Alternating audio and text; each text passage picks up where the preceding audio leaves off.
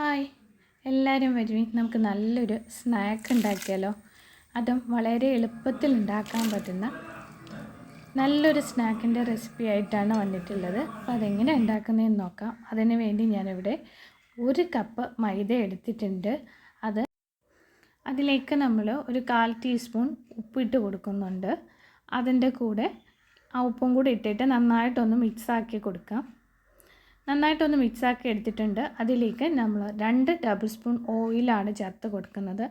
അതും കൂടെ ചേർത്തിട്ട് നന്നായിട്ടൊന്ന് ഇളക്കിയെടുക്കാം. ഓയിലിന് പകരം നമുക്ക് നെയ്യ് ഉപയോഗിക്കാം. അതുകൂടെ ചേർത്തിട്ട് നന്നായി മിക്സാക്കിയത് ഇതുപോലൊരു പരുവത്തിലാക്കിയെടുക്കാം. ഇനി ഇതിലേക്ക് നമ്മൾ 1/2 കപ്പ് വെള്ളമാണ് എടുത്തേക്കുന്നത്. 1/2 കപ്പ് ഫുള്ളായിട്ട് നമുക്ക് ഒഴിക്കേണ്ട, കുറച്ചായിട്ട് ഒഴിച്ച് നമുക്കൊന്ന് കുഴച്ചെടുക്കാം മാവ്. അപ്പോൾ 1/2 കപ്പ് വെള്ളം ഒഴിച്ച് നന്നായിട്ടൊന്ന് കുഴച്ചെടുത്തിട്ടുണ്ട്. ഇതുപോലെ. ഇനി ഇതിലേക്ക് ഇതിൻ്റെ മുകളിലേക്ക് ഒരല്പം ഓയിലൊന്ന് അപ്ലൈ ചെയ്ത് കൊടുക്കാം. അപ്ലൈ ചെയ്ത് കൊടുത്തിട്ട് ഇനി നമുക്കിതൊന്ന് മൂടി വെക്കാം. ഒരു 10 മിനിറ്റ് ഇതൊന്ന് റെസ്റ്റ് ചെയ്യാൻ വെക്കാം. ഇനി ഇതിലേക്ക് നമുക്കൊന്ന് മിക്സ് തയ്യാറാക്കാം. അതിന് വേണ്ടി 2 ടേബിൾ സ്പൂൺ ഓയിൽ എടുത്തിട്ടുണ്ട്. അതിലേക്ക് നമ്മൾ 1 ടേബിൾ സ്പൂൺ കോൺഫ്ലോർ ചേർത്ത് കൊടുക്കുന്നുണ്ട്. അതോടെ ചേർത്തത് നന്നായിട്ട് ഇതുപോലൊന്ന് മിക്സാക്കി വെക്കാം. 10 മിനിറ്റ് കഴിഞ്ഞിട്ടുണ്ട്. നല്ല സോഫ്റ്റായി ഇരിക്കുകയാണ് നമ്മുടെ മാവ്. അത് നമുക്കിതുപോലെ ഒരു 3-4 ബോൾസാക്കി മാറ്റിയെടുക്കാം. ഞാനിവിടെ ബോൾസാക്കി മാറ്റിയെടുത്തിട്ടുണ്ട്.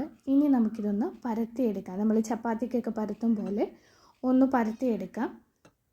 വളരെ എളുപ്പം ഉണ്ടാക്കാൻ പറ്റുന്ന നല്ലൊരു സ്നാക്കാണ് ഇത്. നമ്മുടെ കുഞ്ഞുങ്ങളൊക്കെ സ്കൂളിൽ നിന്ന് വരുമ്പോഴത്തേന് കൊടുക്കാം. അതിലേക്ക് നമ്മൾ ഈ ഓയിലും കോൺഫ്ലവറും കൂടെ മിക്സ് ചെയ്തിരിക്കുന്ന മിക്സും കൂടെ ചേർത്ത് കൊടുക്കാം. അതുപോലെ നമ്മൾ ബാക്കി എടുത്ത് വെച്ചിരിക്കുന്ന ഓരോന്നും ഇതുപോലെ നമുക്ക് ഇതിൻ്റെ മുകളിൽ ലെയറായിട്ട് ചെയ്ത് കൊടുക്കാവുന്നതാണ്. ഓരോ ലെയറിലും നമ്മൾ കോൺഫ്ലവറിൻ്റെ ഓയിലിൻ്റെ ആ മിക്സ് അപ്ലൈ ചെയ്യണം. അങ്ങനെ നമ്മൾ ലാസ്റ്റ് ചെയ്തെടുത്തിട്ടുണ്ട്. ഇനി നമുക്കിത് ഒന്നുകൂടെ ഒന്ന് പരത്തിയെടുക്കാം.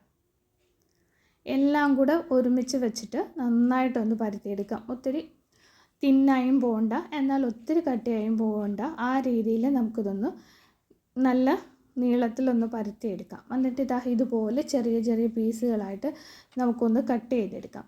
ഈ കട്ട് ചെയ്തെടുത്തതിനെ നമുക്ക് ഓരോരോ ചെറിയ റോളുകളാക്കിയിട്ട് വീണ്ടും നമുക്കിങ്ങനെ മടക്കിയെടുത്ത് വെക്കാം. അങ്ങനെ നമ്മൾ എല്ലാം ഇങ്ങനെ റോളാക്കി എടുത്തിട്ടുണ്ട്. ഇനി ഇത് ഒന്ന് പരത്തി കൊടുക്കാം.